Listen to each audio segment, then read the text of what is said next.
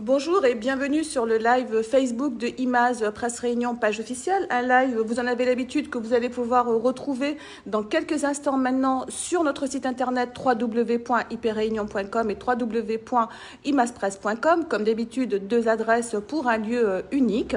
Lequel lieu aujourd'hui, vous le voyez, vous êtes dans la rédaction, au cœur de l'action, dans la rédaction de Imaz Presse Réunion, en bonne compagnie, puisque je me trouve avec Erika Bareg. Bonjour Erika Bareg. Erika Bareg, ancienne ministre des Outre-mer, députée en exercice de Saint-Denis et candidate à la mairie de Saint-Denis. On va rapidement rentrer dans le vif du sujet. Erika Bareg, vous êtes en campagne, une campagne un petit peu inédite, une campagne sans tract, sans porte-à-porte, sans réunion publique. Comment ça se passe ? Oui, c'est une campagne de deuxième tour. On a eu le premier tour, moi j'ai fait 43%, maintenant c'est le deuxième tour et c'est le deuxième tour partout en France. Alors c'est vrai que c'est particulier, on n'avait jamais fait ça. Nous, ce qu'on veut, c'est vraiment respecter la règle, donc on respecte les règles qui sont proposées aujourd'hui par le gouvernement pour protéger la santé des uns et des autres. Et pour que le choix soit aussi fait à la lumière d'éléments importants. Donc, nous, qu'est-ce qu'on fait ? On fait des tracts, mais c'est du boitage, ça c'est autorisé. Nous faisons des petits meetings en bas d'immeuble depuis hier, parce que c'est la campagne officielle, avec des voitures, donc pas de contact avec les gens, mais ça nous permet de redire le projet qu'on avait proposé au premier tour. C'est des contacts téléphoniques, et puis c'est du live, c'est du numérique. Et donc là, on est en lien direct. L'idée, c'est vraiment de continuer à expliquer ce qu'on avait expliqué au premier tour, le projet, et de garder le contact, la proximité avec les Tunisiens et les Tunisiennes, mais ça, on le fait depuis beaucoup d'années. Alors justement, Erika Bareg, vous l'avez rappelé, 43% au premier tour. On appelle ça un ballotage favorable en règle générale et selon le jargon utilisé. Vous avez pourtant éprouvé le besoin de faire alliance et de faire alliance pas avec n'importe qui, mais avec Madame Nassima Dindar, sénatrice UDI, ce qui parfois vous vaut dire c'est à manger cochon, quoi il veut dire. Pourquoi avoir éprouvé ce besoin ? Pourquoi cette alliance ? D'abord parce que dès le départ, je suis dans une approche de rassemblement. Parce que quand on est sur une ville comme Saint-Denis, très grande, avec beaucoup d'enjeux et des profils un peu politiques très différents, les citoyens ne sont pas tous des militants encartés dans des partis. Ce sont juste des citoyens et ils ont des points de vue qu'ils expriment lors de débats démocratiques. Donc, rassembler, ça a été la démarche du premier tour avec le PS, le Parti communiste réunionnais, PLR du Capello, les Verts, avec la société civile, avec des représentants de Gilets jaunes, avec quelques centristes aussi. Donc, c'était de dire, on est tous ensemble et on a travaillé sur le projet. Ce projet, il est issu de la réflexion de tous ces points de vue politiques et d'approche. Et puis, ça a marché, puisqu'on est sur ce premier tour en ballotage favorable. Le projet a bien fonctionné. Et donc, on est arrivé à ce second tour. Moi, je ne suis pas bloc contre bloc. Et ça a été tellement confirmé, je crois, par la crise du coronavirus. Pendant la crise, les gens, ils ont dit... Écoutez, arrêtez de vous opposer, arrêtez de faire bloc contre bloc, essayez de faire ensemble pour qu'on trouve des solutions, parce que les difficultés sont devant nous. Et Madame Dindar, qui a été quand même, on ne peut plus sollicitée par Monsieur Didier Robert quand même, parce que Monsieur Didier Robert, qui l'a contacté en premier, lui a dit vous êtes une femme extraordinaire, tellement extraordinaire que je vous offre même la tête de liste. La moitié de sa liste remplacée par les colistiers de Madame Dindar. Donc elle était celle qu'on devait avoir sur sa liste. Et Madame Dindar, pour des raisons programmatiques, donc pour des points de convergence avec nous, elle l'a exprimé aussi pour des points de respect. Elle a estimé qu'en tant que femme politique, elle n'était pas respectée de l'autre côté. Et puis parce qu'on avait plus de points de convergence sur nos projets, elle a décidé de prendre contact. Nous avons pris contact, nous avons échangé. Et moi, je me suis dit, effectivement, elle le dit elle-même, n'a pas besoin forcément toujours Elle a dit Erika n'a pas besoin de moi pour gagner. D'abord, on peut pas, voilà, c'est un point de vue, mais il y a 13% des électeurs qui ont exprimé un choix pour Madame Dindar. C'est pas rien. C'est 13% des citoyens qui ont dit mais ce projet-là, il nous va aussi. Et donc moi, comme je ne suis pas dans exclure, mais rassembler, donc je continue à rassembler, à faire cette force-là pour que demain, nous soyons suffisamment forts pour affronter ensemble les difficultés qui sont devant nous. Voilà très concrètement le sens de ce rassemblement. Et ceux qui disent c'est un manger cochon, je pense qu'ils devraient regarder, et je pense à mon opposant direct. Aujourd'hui, vous savez, il nous dit il est bloc contre bloc. Donc, grosso modo, la droite contre la gauche. Moi, j'ai vu qu'Alain Armand, pour lequel, dit-il, il a beaucoup d'estime, appelait à voter pour lui. Je rappelle quand même qu'Alain Armand est le candidat qui a été toujours dans des majorités de gauche, avec Gilbert Annette, mandat de 89, avec Michel Tamaya, mandat suivant, avec Gilbert Annette en 2008 et Gilbert Annette en 2014. D'ailleurs, c'est un des élus, y compris Gilbert Annette, qui a fait le plus de mandats dionysiens. Donc, il a fait 24 années de mandat à Saint-Denis. Donc, c'est pas le changement d'une part, et c'est plutôt un homme de gauche. En tout cas, c'est comme ça qu'on l'a identifié tous, vous comme nous. Et lui, il va du côté de Didier Robert. Ça, c'est un manger cochon. Alors vous parliez de Didier Robert. Au moment où vous êtes avec nous ici dans la rédaction de Imaz Presse Réunion, Erika Bareg, justement cet opposant, Didier Robert, se trouve actuellement, lui, en tout cas c'est ce qu'on nous a dit, il n'y a pas besoin qu'il reste à vérifier, il se trouve auprès des hospitaliers qui sont des soignants, du personnel soignant, qui est une nouvelle fois descendu dans la rue, qui est une nouvelle fois en colère, parce que la crise sanitaire passée, les problèmes restent, les problèmes de l'hôpital avec un grand H restent. Pourquoi vous n'êtes pas plutôt aux côtés des hospitaliers plutôt qu'être chez nous alors que votre opposant y est? Alors d'abord, vous m'aviez invité et donc je suis, moi, à respecter les engagements qu'on a avec les gens. Merci. Merci à vous. Ensuite, sur la présence de mon opposant auprès des hospitaliers, j'allais dire, il était temps, hein, parce que donc c'est la première fois que je le vois avec les hospitaliers, honnêtement. J'ai jamais vu et je crois que les Dionysiens, objectivement, hein, quand avons-nous vu Didier Robert dans la rue avec les hospitaliers? Moi, jamais. Ça, c'est objectif, hein, c'est pas une interprétation de l'histoire, jamais. Donc, il était temps. Mais ça veut dire aussi que utiliser les hospitaliers pour une campagne électorale, je crois que ça n'est pas très digne. Je crois que ça n'est pas très digne. Surtout quand les hospitaliers ont montré ce qu'ils étaient capables de faire en termes de solidarité, en termes de travail pendant cette crise Covid avec les difficultés que nous connaissons, sans matériel, bousculés, et ils l'ont fait. Et je crois que le minimum, c'est un peu de respect par rapport à ce qu'ils sont et ne pas utiliser leur cause pour une campagne municipale. Ensuite, il était temps parce que nous avons toujours été auprès des hospitaliers, y compris dans la rue, à la préfecture, au CHU, dans les ministères. Nous avons été pas seuls, nous avons été avec les parlementaires, nous avons été avec Huguette Bello depuis très longtemps sur ce combat. Elle également lorsqu'elle était maire de Saint-Paul et lorsqu'elle a ouvert et porté le dossier du CHOR, du centre hospitalier ouest, et puis ensuite et depuis avec Nassima Dindar, avec Jean-Louis Ratenon, avec Madame Bassir. Donc au-delà des étiquettes, nous étions toujours auprès des hospitaliers. Lorsque j'étais ministre, nous avions fait un rendez-vous à la préfecture. J'étais ici en visite privée, je crois que c'était fin 2016, avec l'ensemble de l'intersyndicale. Et nous avions organisé avec la ministre de la Santé de l'époque un rendez-vous. L'intersyndicale a été reçue à Paris.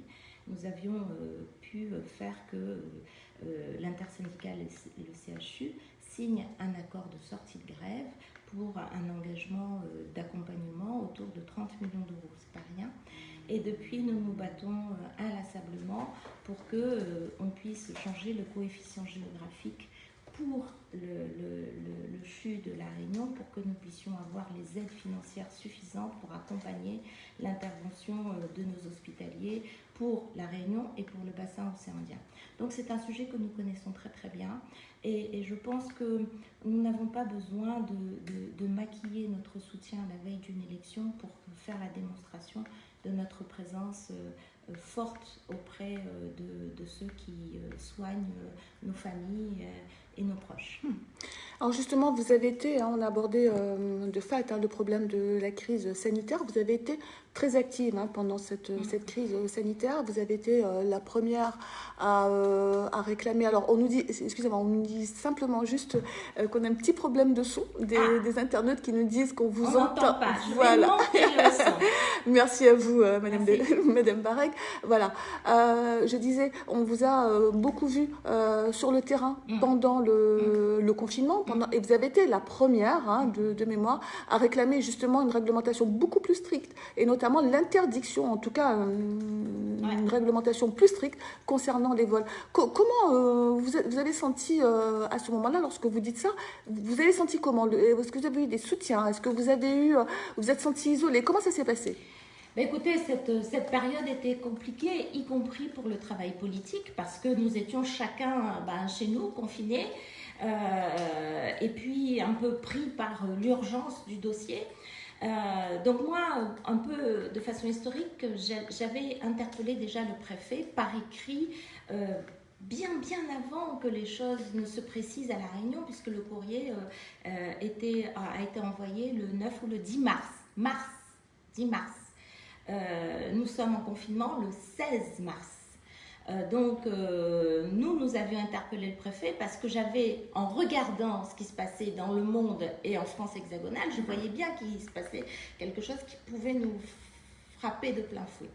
Et puis ensuite, dès que l'élection, le 16, s'est clôturée, le premier tour, nous sommes tout de suite rentrés dans le contact préfectoral et j'ai eu une rencontre avec le préfet le 17 mars. Et là, tout s'est enchaîné et je dois dire que dans la méthode et dans la gouvernance même, la préfecture n'était pas organisée en coordination. Ça s'est fait après. Et toutes les semaines, après tout ça, on se voyait pas, mais on faisait des réunions téléphoniques avec le préfet et les parlementaires. Là, c'était organisé. Mais avant ça, non. Et donc, nous sommes battus. Je n'étais pas du tout seule, puisque le premier rendez-vous que je faisais à la préfecture le 17 mars, c'était avec les médecins. Avec un représentant des laboratoires parce qu'on demandait deux choses. On demandait qu'on puisse verrouiller l'entrée à l'aéroport, qu'on fasse des tests également pour que tout simplement c'était du bon sens. Moi je ne suis pas médecin, c'était du bon sens. À partir du moment où le virus n'était pas à La Réunion, ça veut dire qu'il entrait à La Réunion. Et pour rentrer, il y avait deux portes. Le port et l'aéroport. Et c'était l'aéroport. Et donc, il s'agissait pour nous de travailler sur l'aéroport. Donc, le 17, je pars avec des professionnels de santé. Et ensuite, le 19 ou le 20, nous faisons une rencontre téléphonique avec la ministre des Outre-mer. Et ensuite, là, nous avons le collectif des parlementaires qui signent en grande partie le courrier adressé aux autorités pour que les décisions soient prises. Donc, vous voyez, cette dynamique que je veux mettre sur Saint-Denis, c'est-à-dire qu'à partir du moment où on a une vision, où on a un combat, on pose les choses, on se rassemble. Et c'est quand on est rassemblé que les choses se débloquent. Et c'est parce qu'on a été rassemblés à un moment donné que les choses se sont débloquées, heureusement, pour que la Réunion s'en sorte au mieux, en tout cas mieux que les régions hexagonales. Alors avant de laisser la parole à nos internautes, on leur a promis qu'ils auraient un dialogue direct avec vous. J'aimerais juste revenir sur le début de votre carrière politique, 2008, c'est pas si vieux que ça. On dit souvent que sans l'aide de Gilbert Annette, sans le tutorat de Gilbert Annette, vous ne seriez pas celle que vous êtes aujourd'hui. Vous en pensez quoi? Alors peut-être 2008 est le début de la visibilité d'un parcours politique. Ma première campagne politique, je l'ai fait en 1986. Je n'étais pas très très vieille. Et tout simplement parce que j'ai toujours été engagée politiquement, j'ai toujours mené les grèves de Vaquet, les grèves contre le FASO à l'époque, les plus anciens comme nous se rappellent. Donc c'était autour de l'égalité, hein, l'égalité sociale. J'ai toujours cru à ce... Enfin toujours d'ailleurs, hein, c'est toujours mon combat sur l'égalité. Et donc j'ai toujours, au lycée, à la fac, j'ai toujours été engagée, toujours. Et en 86, je décide de militer. Donc je connais personne et je vais rue d'Après où il y avait le siège du Parti Socialiste. Et je cogne à la porte et je dis est-ce que je peux aider? Et on me dit bah ouais, vous pouvez entrer et vous faites du phoning. Et c'était pour la candidature de Wilfried Bertil qui était candidat pour être député. Et donc, tout simplement, je prends le bottin. C'était le bottin téléphonique, hein, c'était pas les moyens d'aujourd'hui. Et puis, je suis avec des militants et on fait du phoning. Voilà. Voilà ma première entrée en politique. Et puis ensuite, je fais mes études. Je pars en France, hexagonale. Je pars en Angleterre. Je reviens. Et en 1990-91, où je travaille, et là, je rentre tout simplement dans une section où je ne suis rien. Je ne suis pas secrétaire de section, je suis rien. Je suis juste une militante. Et je fais une autre campagne, et cette fois avec Françoise Mollard. Et je dois dire que j'ai tout appris avec Françoise Mollard. C'est elle qui m'a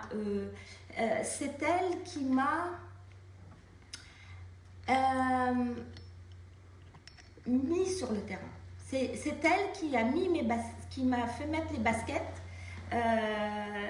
qui a fait mettre les savates, qui a fait le petit carnet. Et j'ai commencé, c'était mon premier terrain, on avait commencé au niveau du Castet, enfin d'une boulangerie en bas de Saint-François.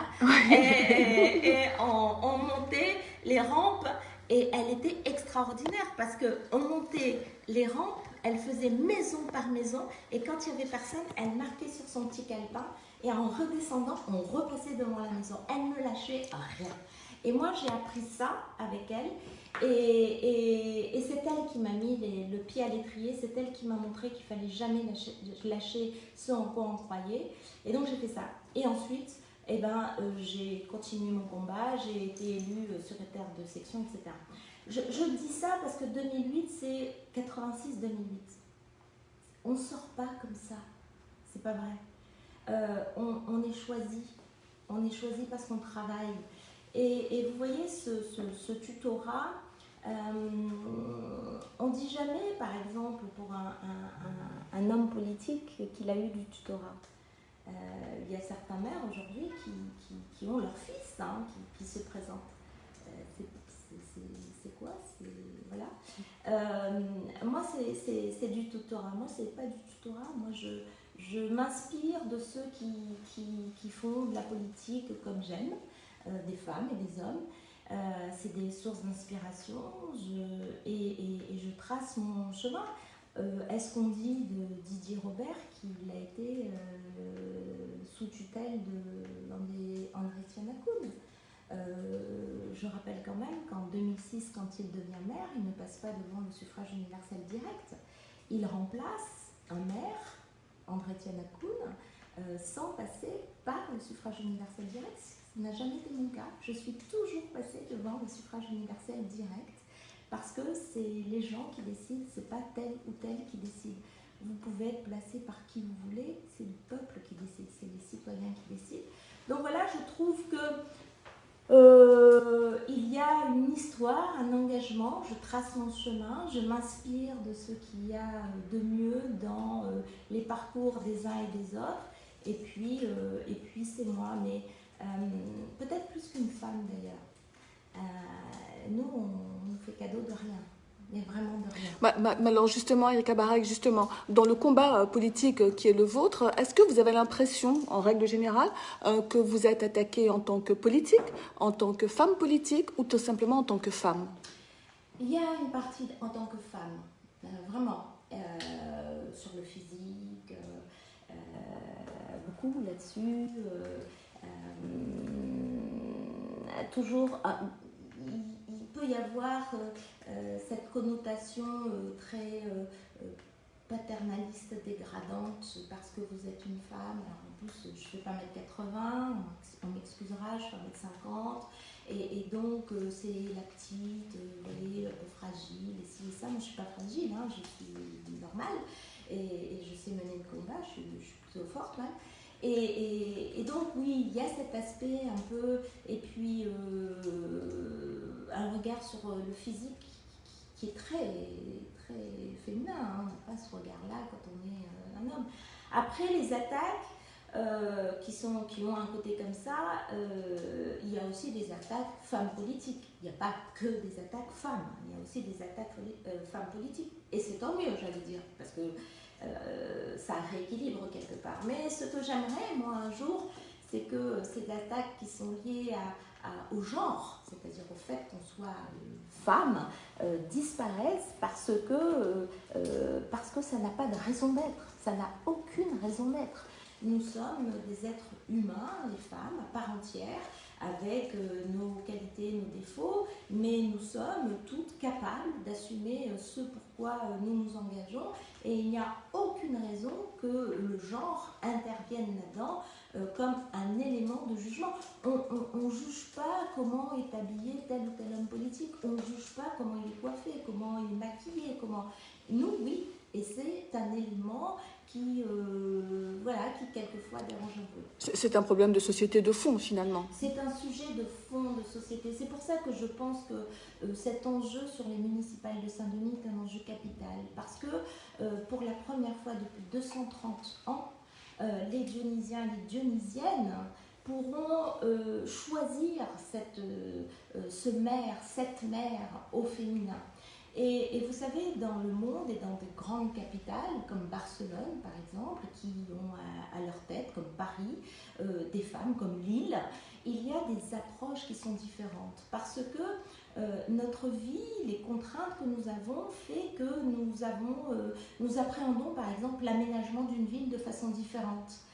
Nous appréhendons les déplacements de façon différente, parce que quelquefois, beaucoup encore, parce que c'est un enjeu de société, nous avons des journées très pleines entre la vie personnelle, la vie professionnelle, et donc pour nous, les distances, c'est un enjeu très important. Gagner du temps, et gagner du temps, c'est du transport bien fait. L'aménagement des espaces publics, il y a des situations, des quartiers où l'espace public est très masculin, que les femmes contournent, on traverse la route parce qu'on ne veut pas passer ce trottoir-là, parce que là, il n'est pas aménagé pour nous, il siffle à nous, il bouscule à nous, et donc il faut nous traverser. Et donc il faut réaménager. Nous, on a eu ça à Camélia, on a refait Camélia.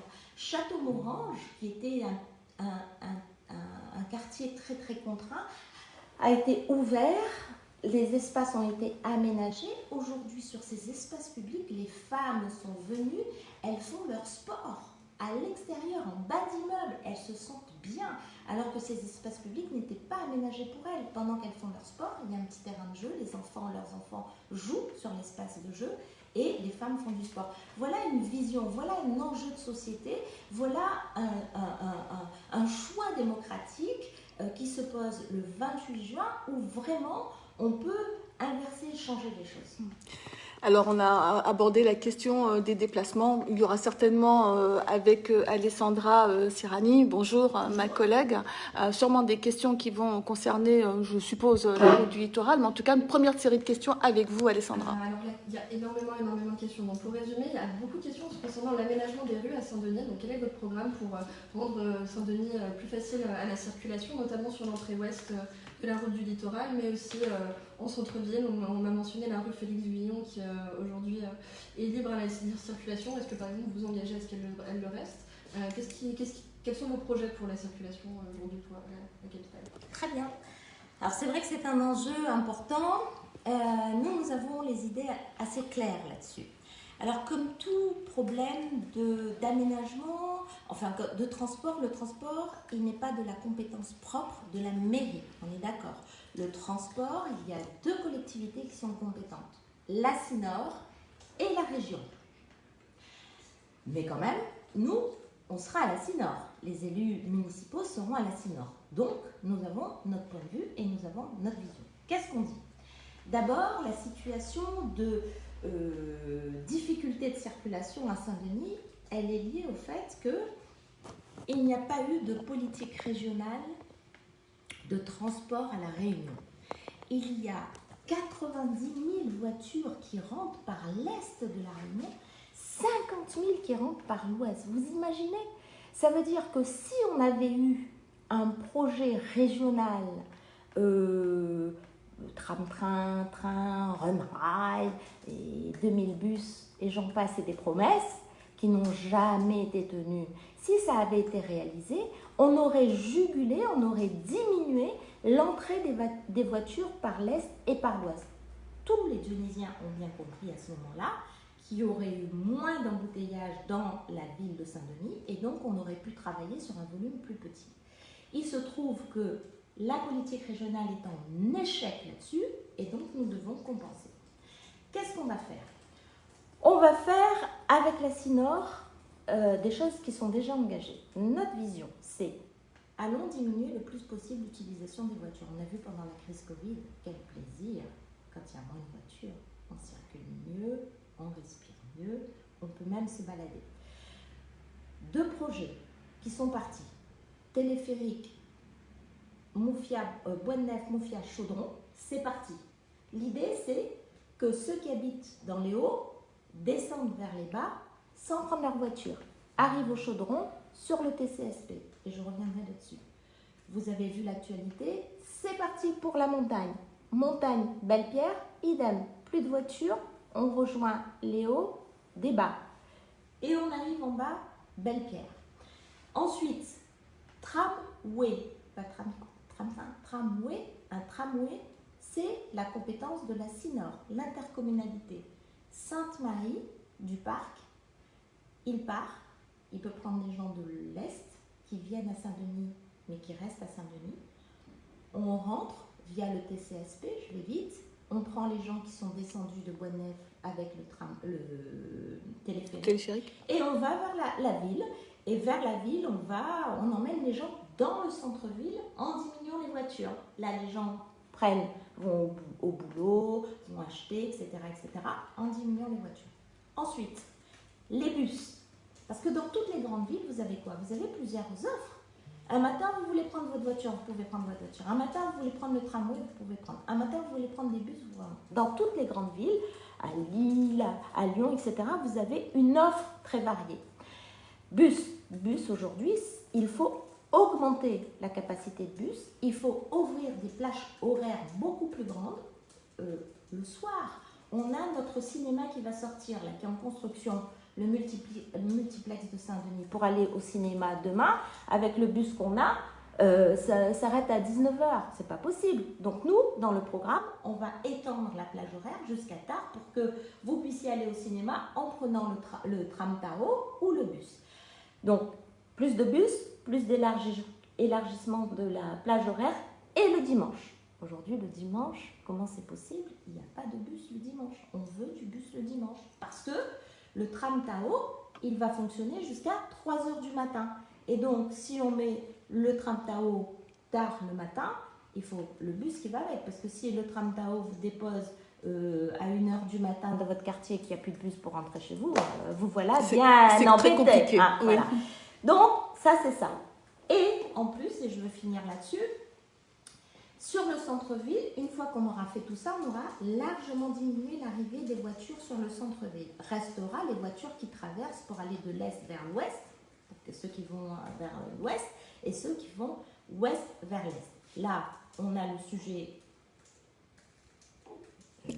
oui. Vraiment qui reste en suspens, c'est ça?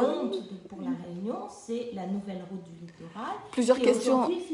Voilà, plusieurs questions effectivement là-dessus. Eric Abareg, on dit la NRL, est-ce que ça ne vous pénalise pas dans vos projets de développement? Justement, cette route qui n'en finit pas, qui ne finit pas, qui tombe dans la mer, comment ça va se passer? Bien sûr que si, ça nous pénalise énormément. D'abord, ça ne pénalise pas Saint-Denis, ça pénalise la Réunion en vérité, puisque c'est un endettement monstrueux sur des générations pour quelque chose qui n'a même pas, qui ne sera pas fini, puisque le président de région, après avoir répété sans cesse depuis 2017-2018 qu'on allait nous livrer ça en 2020, puis 2021, etc., aujourd'hui on nous dit très clairement qu'on va nous livrer une demi-route du littoral avec un surcoût de 10 millions d'euros, plus le reste qu'on ne sait pas. Donc voilà, c'est une vraie catastrophe. Ça pénalise La Réunion. Ça pénalise Saint-Denis, pourquoi? Parce qu'il y a la nouvelle entrée ouest. Nous, quand on est arrivé en mairie, et puis quand le président de région a gagné en 2010, il fait la nouvelle rue du littoral, il avait juste oublié qu'au bout de la route, il y avait Saint-Denis. Et il n'avait rien prévu pour traiter cette affaire-là. Donc nous, on a proposé de faire la nouvelle entrée ouest, qui est un aménagement, une jonction de route nationale, route régionale, route du littoral, qui fait la jonction avec Saint-Denis. Nous, ce qu'on demande, et ça c'est plutôt acté aujourd'hui, que ce soit un souterrain vers la rue de Nice et qu'on libère tout le Barachois. On veut faire l'aménagement poumon bleu vers l'océan. Ça, c'est de la responsabilité de la ville. Aménagement. La route est une route régionale, pas municipale. Mais tout le monde a bien compris que tant qu'il est empêtré dans sa nouvelle route du littoral, il n'arrive pas à s'en sortir sur la nouvelle route, la nouvelle entrée ouest de Saint-Denis. Le seul moyen, c'est le mensonge. Toujours le mensonge, encore le mensonge, en disant que c'est pas commencé. Si c'est commencé, puisque le pont de la rivière Saint-Denis est en cours de construction avec une participation de 5 millions d'euros de la ville de Saint-Denis sur un pont régional, c'est quand même un petit racket, excusez-moi de le dire. Les Dionysiens participent avec leur impôt à hauteur de 5 millions d'euros sur un pont qui est un pont régional. C'est comme si, sur le pont de la rivière des Galets, on demandait à la ville du port de cofinancer le pont de la rivière des Galets. Est-ce que les portois sont OK là-dessus? La réponse est très certainement non. Et bien pour la rivière Saint-Denis, c'est marrant, lui, il pense que les Dionysiens doivent être rackettés de 5 millions d'euros. Bref, c'était la condition. Si on ne mettait pas 5 millions, il ne faisait pas les travaux. Bon, raquette pour raquette, on a payé pour pouvoir faire la nouvelle entrée ouest et pour pouvoir aménager notre poumon bleu sur le Barachois. Et une fois que ça s'est fait, on a traité l'Est, on traitera, je l'espère, l'Ouest rapidement. On fait nos deux téléphériques, le tramway intercommunal qui va être là, l'élargissement de l'offre des bus, les parkings connectés, vélos, piétons, je reviendrai sur l'aspect piéton très important, et petites navettes rapides et fonctionnelles pour que quand on se garde dans un parking, on prenne la navette, et piétons. Nous allons ombrager la ville, 12 000 pieds de bois, parce que quand vous marchez même là, sur la rue Macauliffe, quand il n'y a pas d'ombrage, il n'y a pas de confort. On a commencé sur les trottoirs, vous l'avez vu, partout dans les quartiers et à Saint-Denis. Nous avons mis 30 millions d'euros pour aménager les trottoirs, pour que ça devienne accessible aux personnes handicapées, aux poussettes et aux piétons tout simplement. Mais il faut du confort pour pouvoir marcher. Voilà la globalité de notre approche. Alors, pour ne pas fâcher nos internautes qui sont vraiment très très nombreux à vous poser des questions, on va retrouver Alessandra pour un autre thème. Alors, on a aussi mentionné beaucoup la sécurité dans la ville de Saint-Denis. Du coup, certains internautes se demandent si le nombre de caméras de surveillance va augmenter. Qu'est-ce qui est prévu au niveau de la sécurité des Dionysiens dans votre programme? Alors sur la sécurité, on a fait un travail qui est énorme, qui d'ailleurs a été fait en collaboration avec la police municipale et la police nationale, puisque j'entendais le commissaire Bess à votre micro la dernière fois, qui faisait état de la bonne collaboration avec les villes, dont la ville de Saint-Denis. Et de la baisse de la délinquance, notamment sur Saint-Denis. Moins 33%. Donc il y a une baisse de 33% de la délinquance sur Saint-Denis, ce qui est un élément très important et qui place Saint-Denis dans les meilleures villes de France, les 20 meilleures, plus grandes villes de France en termes de taux de délinquance. C'est très satisfaisant, mais le travail n'est pas fini. Il faut le continuer. Comment le continuer? Il y a bien sûr continuer à mettre les caméras, puisque nous avions eu un gros programme de caméras et qu'il faut continuer à faire des caméras. mais il ne faut pas que nous arrivions comme dans d'autres pays où il y a des caméras partout, ce n'est pas le but. Mais il faut mettre quand même quelques caméras. Je pense qu'il faut développer la médiation professionnalisante et travailler avec la police nationale là-dessus pour voir comment est-ce qu'on peut engager cette médiation dans les quartiers et la police de proximité, puisque la police nationale a ce programme de police de proximité. Et puis avoir le soutien et un travail avec l'État sur des subventions d'associations de quartier pour veiller à la cohésion sociale. Parce qu'au final, c'est la cohésion sociale, c'est le fait que nous puissions être dans la proximité, c'est le fait que nous puissions accompagner des projets de développement de proximité dans les quartiers qui apaisent également les populations, et donc il y a un aspect économique, social, culturel et éducatif. C'est un tout, et c'est ce travail global, plus un travail sécurité à part entière en collaboration avec la police municipale qu'on a déjà engrangé, qu'on va amplifier pour continuer à avoir cette courbe qui diminue. Alessandra, on vous retrouve. Une internaute se posait la question sur la loi égalité réelle que vous avez portée quand vous étiez au gouvernement. Qu'en est-il aujourd'hui de cette loi ?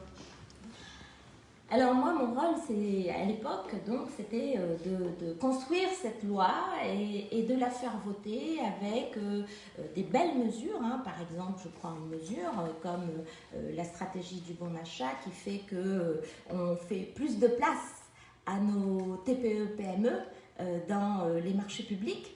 C'est quand même très d'actualité avec ce qui se passe aujourd'hui, avec ces difficultés économiques suite au Covid. C'est que justice de faire en sorte que, de façon complètement légale, les TPE et PME réunionnaises puissent avoir leur part sur la commande publique.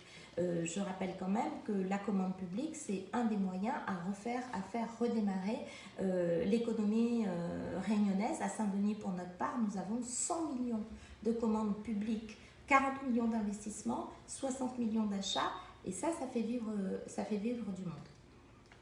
Donc, par exemple, cette affaire-là, c'est appliqué aujourd'hui, ça doit être appliqué par les collectivités aujourd'hui. Mais une fois que la loi est votée, et elle est votée, je le rappelle, à l'unanimité, sauf une voix au Sénat, je vous laisse deviner laquelle, elle est votée à l'unanimité.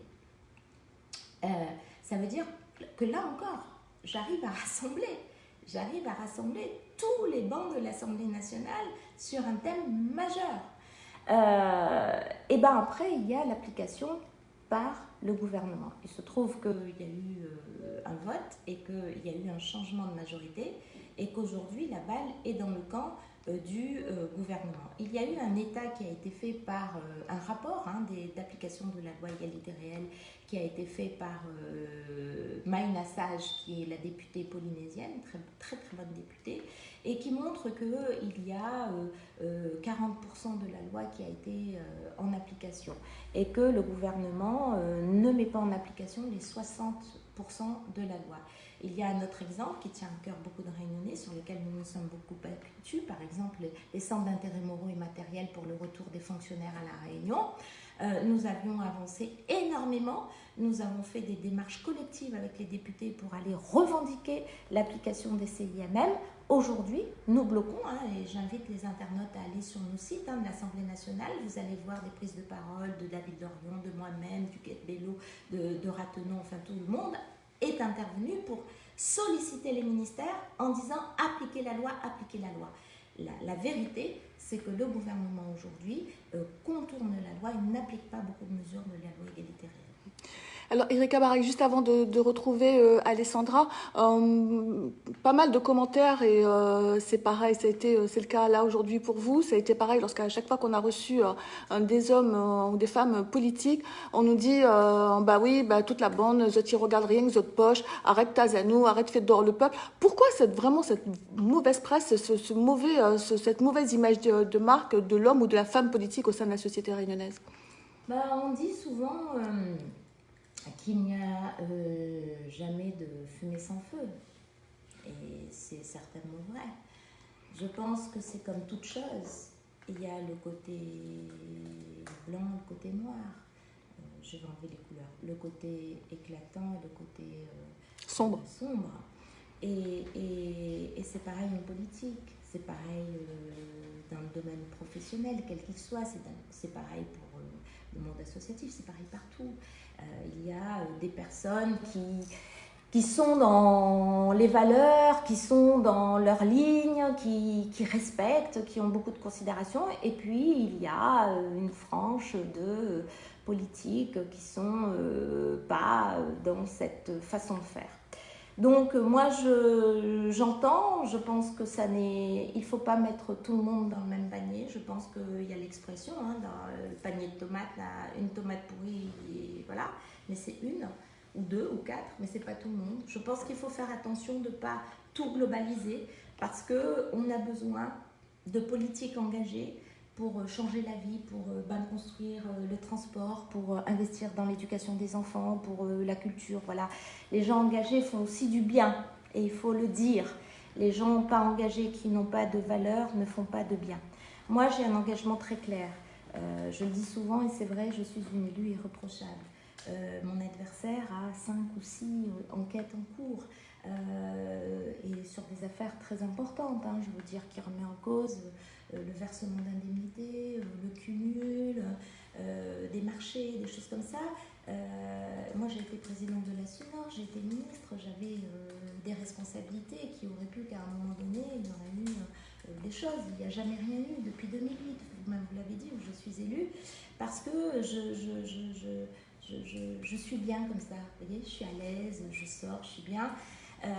Mes enfants me regardent, mes 2 filles sont fiers de mon engagement et vous savez, après la politique, il y a toujours une vie personnelle et il faut être en cohérence. Moi, je me suis engagée sur une charte de l'éthique. Donc, nous construirons une charte de l'éthique avec l'aide de la haute autorité et de la transparence de la vie politique, une charte complètement nouvelle avec des engagements très très clairs. Tous les élus de la liste qui seront élus signeront ça. Nous continuerons à faire ce que la majorité actuelle fait. Pas de voyage en première classe, pas de voiture de fonction, nous n'avons pas, à la ville de Saint-Denis. Donc une charte éthique, des engagements. Nous n'avons plus de cocktails à la ville de Saint-Denis, par exemple. Nous invitons des gens, on a de cacahuètes, un peu de boissons sucrées, mais il n'y a pas de... Et nous avons économisé 500 000 euros que nous avons remis sur le CCAS pour engranger plus d'aide vis-à-vis de ceux qui ont besoin. Alessandra, on vous retrouve pour une nouvelle série de questions. La question de l'insalubrité et de la propreté des rues aussi a beaucoup été mentionnée. Qu'est-ce que vous comptez faire par exemple pour les carcasses de voitures qui sont un gros problème, que ce soit à Saint-Denis ou sur le reste de l'île? La rue Maréchal Leclerc aussi, un peu laissée à l'abandon, a été mentionnée. Qu'est-ce qui est prévu à ce niveau-là? Le problème de la propreté est un problème qui existe à Saint-Denis, comme partout à La Réunion. On voit le site Bonne Cochon mettre en évidence. Ce que je veux dire, d'abord, c'est que quand c'est sali par des gens qui salissent. On a bien compris que le maire, tous les matins, ne descendait pas des frigidaires à mettre, ou des carcasses de voitures. Donc, je veux dire que ceux qui salissent, je veux leur dire qu'ils arrêtent de salir leur ville, leur quartier. Voilà, c'est pour eux et c'est pour leurs enfants, c'est pour leur santé aussi, parce que les carcasses, c'est de la dingue. Voilà, je rappelle juste ça. Ensuite, pour travailler, on a énormément diminué ce fléau de saleté dans la ville. Et là aussi, c'est pas un travail qui se fait seul avec la ville. Ça se fait avec la SINOR, ça se fait avec les partenaires comme les bailleurs sociaux, ça se fait avec la préfecture, pour les carcasses de voitures en particulier, où les procédures sont énormes. Avant d'enlever une carcasse de voiture sur un parking privé, c'est affreux. La procédure est lourde. Ça prend des mois, il faut le savoir. Donc, je pense qu'il faut continuer ce travail pour simplifier les procédures. Et puis, on avait fait des actions nettoyage de quartier, des actions citoyennes, où sur des points qui étaient très, très, très sales, on a mobilisé justement les citoyens dans les quartiers et on a fleuri. Et on a constaté que sur ces espaces où les citoyens se sont levés avec la ville, on a nettoyé, on a rendu joli, on a fait disparaître sur ces points-là le dépôt d'ordures. Ça veut dire que demain, et c'est dans notre projet, nous allons développer, démultiplier, généraliser le droit, le permis de planter. Nous allons attribuer à tous les Dionysiens des permis de planter sur tous les espaces publics, voire privés, abandonnés, pour que les gens en fassent des jardins familiaux, des jardins partagés, des jardins fleuris dans la ville. Nous serons à leur côté pour leur donner des plants de fleurs, des plants de tomates, etc.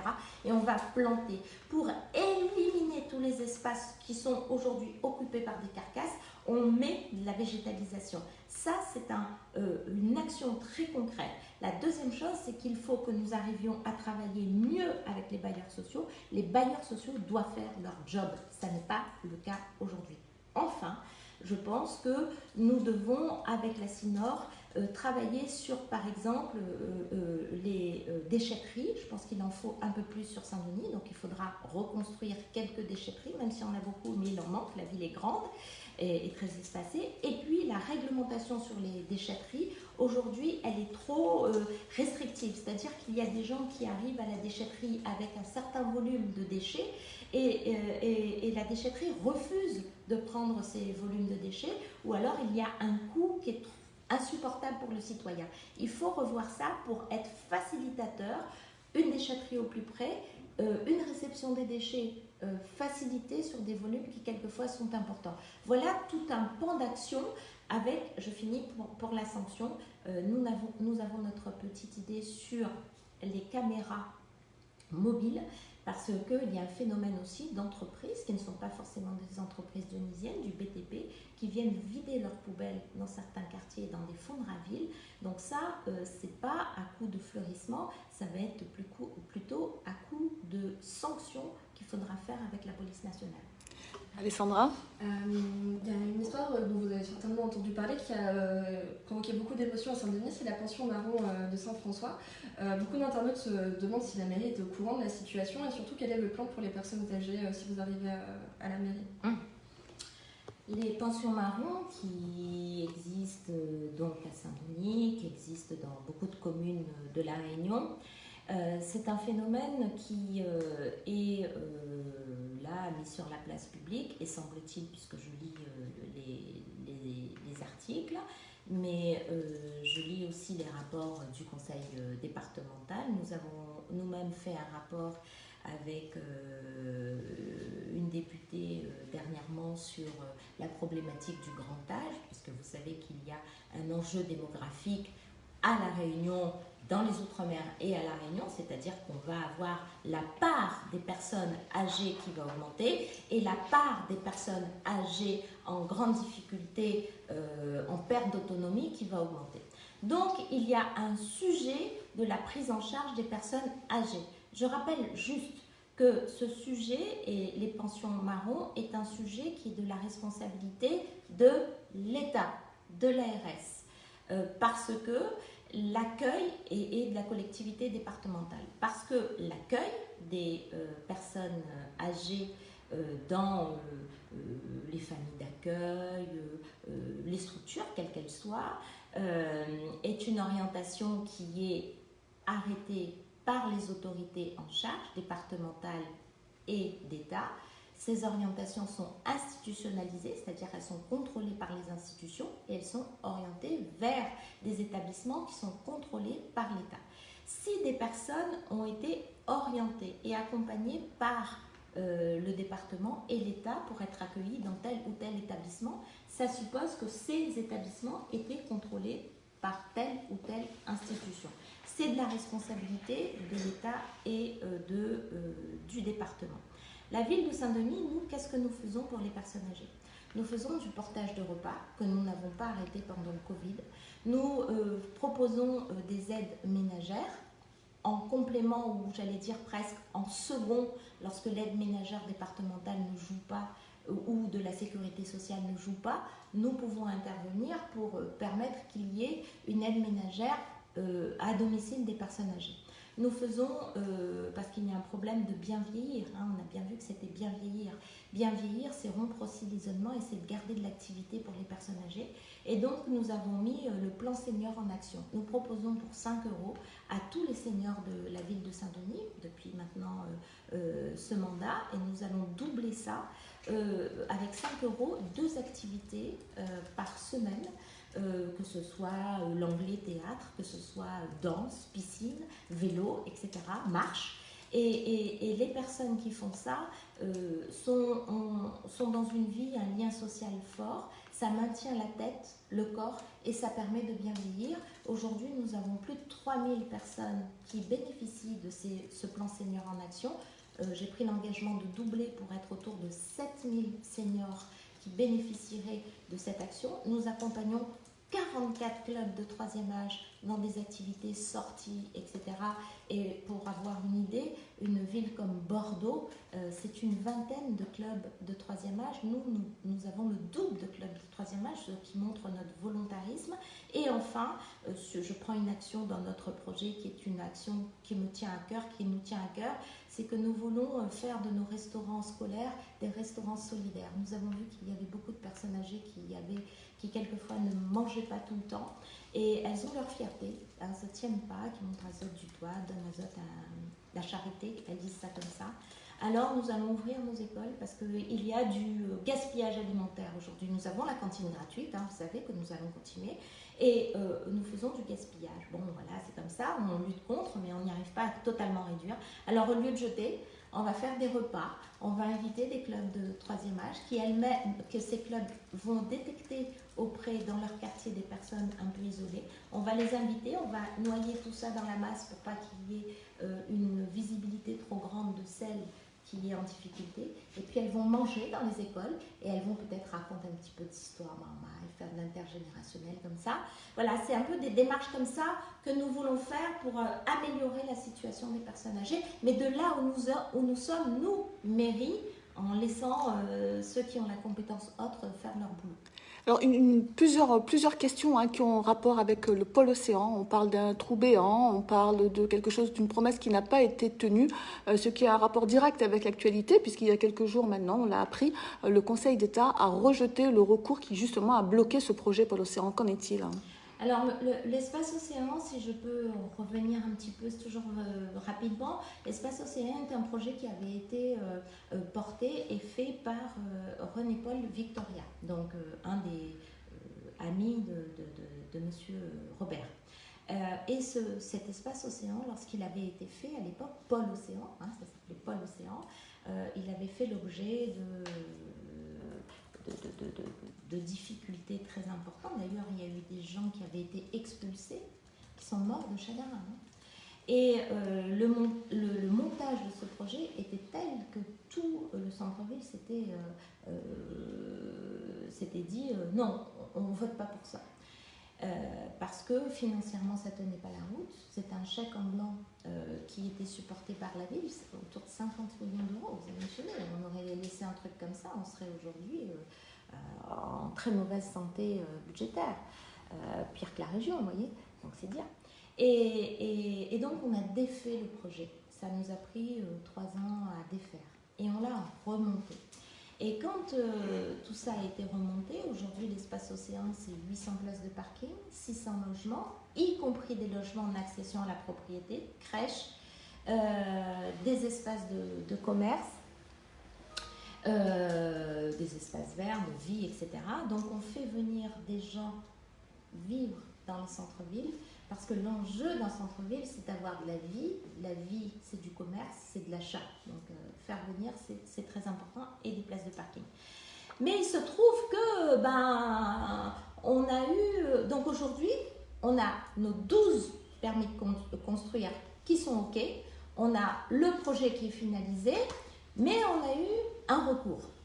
Monsieur Mogalia qui a fait un recours. En première instance, il perd, il fait appel, et vous l'avez dit, il y a 2 jours, en appel, il perd. Voilà un monsieur qui bloque 250 millions d'investissements. Encore une fois, la crise, le BTP, aujourd'hui est à 0. Je pense que les gens auraient été contents de travailler sur ces travaux de 250 millions. Pour des raisons personnelles, politiques, politiciennes, j'en sais rien. En tout cas, pour des mauvaises raisons aujourd'hui, ce projet était bloqué. L'appel enfin. Donc ça, c'est quand même... Alors oui, il y a eu des retards. Oui, on n'est pas dans la chronologie qu'on aurait aimé. Il ne faut pas dire que...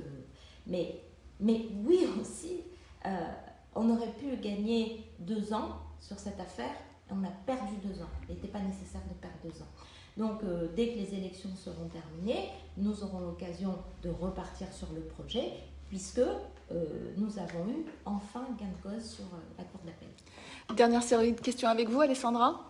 Certains internautes mentionnent la problématique de l'errance animale qui se produit partout sur la Réunion. Qu'est-ce qui est en projet par rapport à cette question? Alors, sur l'errance animale, c'est comme un peu la propreté aussi. Et je veux dire que il y a une conscience que les gens doivent avoir. Quand je prends un animal, je prends un être vivant. Je m'en préoccupe. Je ne le lâche pas parce que je pars en vacances et que je m'en fiche. Sinon, on ne prend pas, c'est tout. On ne prend pas la bête. On a un respect vis-à-vis du chat, du chien, etc. Donc ça, c'est un point. Ensuite, du coup, comme il n'y a pas cette civilité, il y a un vrai phénomène qui est un peu compliqué. Moi, quand j'étais présidente de la CINOR, j'ai eu l'occasion d'inaugurer l'extension, la nouvelle installation, l'extension, la mise aux normes de l'accueil SPA au Grand Prado. Et je vois bien que quand on l'a fait en 2009, 2010, aujourd'hui, en 2020, vu que les gens prennent des animaux et n'ont aucun respect pour leurs bêtes, et ben du coup, on amplifie le phénomène et donc du coup, l'hébergement de la SPA est bien saturé. Donc il faudra, je pense, avec la CINOR, puisque c'est une compétence CINOR, il faudra y travailler pour que soit on étende l'accueil des animaux via la SPA, qu'on fasse aussi peut-être un peu d'éducation et de sensibilisation à la protection animale. On n'en prend pas quand on n'a pas les possibilités de prendre un animal, et quand on prend des animaux, on les respecte. Je pense que ça peut se faire très facilement dès le plus jeune âge. C'est à l'école qu'on apprend ces bons gestes. C'est à l'école qu'on peut aussi attirer l'attention après des parents. Non, tu ne prendras pas, ou non, il ne faut pas faire ci, il ne faut pas faire ça. Il ne faut pas sous-estimer la capacité de l'éducation populaire dans le changement de nos comportements. Et donc, il y a les deux choses à faire, c'est-à-dire l'aspect éducatif pour être sur de la prévention des mauvais gestes qui s'est, hélas, amplifié entre 2010 et maintenant, et dans le même temps, étendre ou développer l'accueil que nous avions mis en place au Grand Prado en 2010. Erika Bareg, on vous a retenu un bon moment, mais avant de vous laisser partir pour suivre la campagne, on dit souvent que gouverner, c'est prévoir. Imaginons un peu de politique fiction, vous êtes élu au soir du 28 juin. Qu'est-ce que vous faites le 29? Vous pensez à conquérir le conseil régional ou vous pensez à mettre en place votre programme sur Saint-Denis? Au lendemain du 29, je m'habille, je vais à la mairie. Et je vais travailler. Je vais travailler parce que j'ai dit beaucoup de choses. Tout ce que j'ai dit est écrit. Et tout ce qui est écrit reste. Et tout ce qui est écrit sera coché. À chaque fois que ce sera réalisé, ce sera coché. Et pourquoi c'est important? C'est important parce que dans l'entretien que nous venons de faire, moi je voulais vous remercier, dans l'entretien que nous venons de faire, à chaque fois j'ai rappelé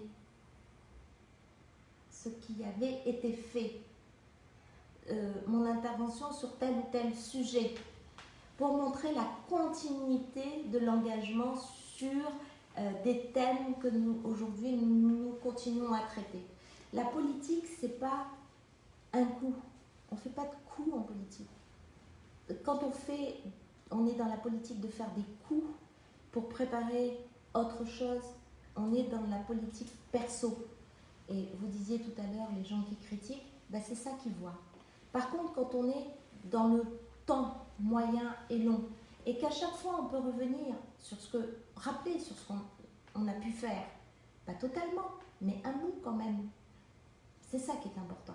Et moi, le lendemain du 28, c'est le 29, et le 29, on va travailler. On a déjà une idée de l'organisation, de la programmation, parce que vous avez raison. Il faut toujours anticiper. J'ai toujours eu cette idée d'anticiper. Il vaut mieux anticiper et être prêt sur les conseils municipaux qui vont suivre, ça j'ai en tête, les sujets qui vont être traités, et j'ai en tête, pour que dès le lendemain, nous puissions être dans la réalisation de notre projet. C'est clair.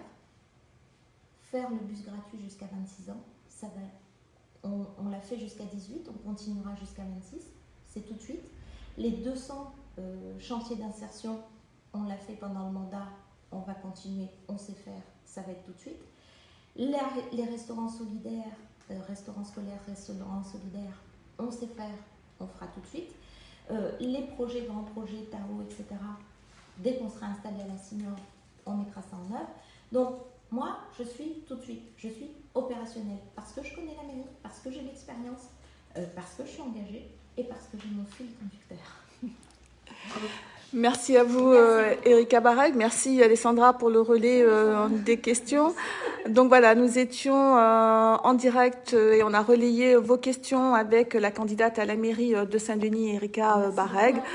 Merci à vous et on vous retrouve la semaine prochaine avec un autre invité sur notre site internet IMAS Presse Réunion ou alors www.ipréunion.com et évidemment sur notre page Facebook.